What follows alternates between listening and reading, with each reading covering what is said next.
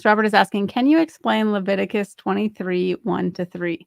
Is this referring to the weekly Sabbath? Does it mean the feast is part of the Sabbath? All right. And let's pull up that verse, Yeah. starting at Leviticus 23, verse 1. And by the way, hi, EVR. Thanks for joining us. Okay, so Leviticus 23, 1 says, and the Lord spoke to Moses, saying, speak to the children of Israel and say to them, the feasts of the Lord, which you shall proclaim to be my holy convocations, these are my feasts. 6 days shall work be done, but the 7th day is a Sabbath of solemn rest, a holy convocation. You shall do no work on it. It is the Sabbath of the Lord in all your dwellings. And then if we go to the next verse, Leviticus 23, 4 says, these are the feasts of the Lord, even holy convocations, which you shall proclaim at their appointed times.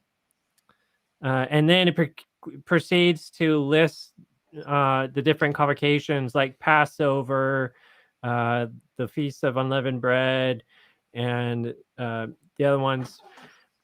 And tend to tell me if I'm wrong here, I don't believe this verse is saying that the weekly Sabbath is a feast.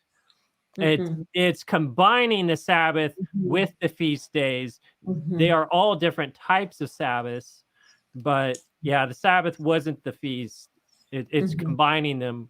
Or God is sort of saying, like, there's the feast and then there's the Sabbath. Yeah, that's what I'm understanding too, because I remember reading this in Leviticus and being like a little bit confused in a way, because I'm like, wait, is this its own thing or is this something different? And it's a little bit tricky. And what I think why it was written this way, like the beginning of this chapter, he's saying, this is the 7th day, this is the Sabbath, and then he goes into the rest of it, because he's like, okay, first and foremost, like there's going to be a lot of feasts and Sabbaths and other things. There are other Sabbaths in the Mosaic law, in the Old Testament, sanctuary services and holidays and things like that. There were other Sabbaths outside of the 7th day Sabbath, written as the 4th commandment by the finger of God, set up at creation. That's a different thing. So what I think God was establishing was just like, say, is, every week you have a weekly Sabbath, like that is the Sabbath, because from what it sounded like also in the book of Exodus, was that the people had not been keeping the Sabbath. So that wasn't really part of their lifestyle. God was reteaching them how to keep the Sabbath.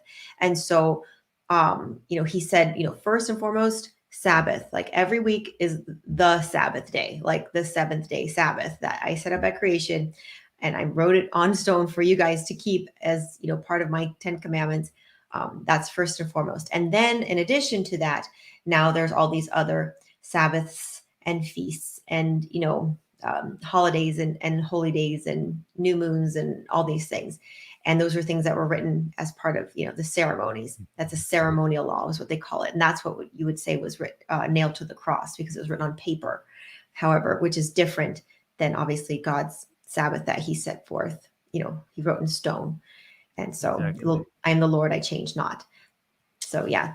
So yeah, he's giving context. So I'm going to tell you about my feasts, which are holy convocations. Let me tell you about the first holy convocation I made, which is the Sabbath. And then, by the way, convocation means, we're coming together, we're gathering, we're assembling. So, that's supposed to be a part of the Sabbath experience. And then God transitions in verse, and notice that feast isn't mentioned in verse 3 at all. Then we go to Leviticus 23, verse 4. Now this is when God says, these are the feasts of the Lord. And then that's when we list the Passover and things like that. So, it's a very rational question. I suppose there could be some debate there, but for us, the textual reading here that we believe is most true is that, no, the Sabbath is different. Yeah, the 7th day Sabbath.